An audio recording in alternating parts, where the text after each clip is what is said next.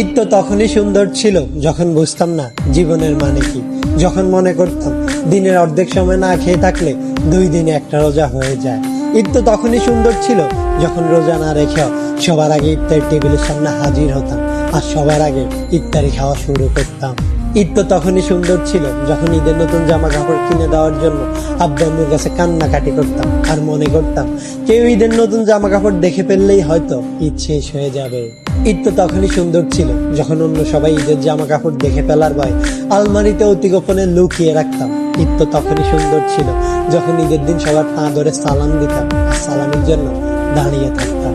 ঈদ তো তখনই সুন্দর ছিল যখন বড়দের দেখতাম তারা কত জায়গায় ঘুরতে যায়, তাদের কত টাকা, আর ভাবতাম কবে জানি বড় হব আর তাদের মতো করে এত সুন্দর করে ঈদ পালন করব।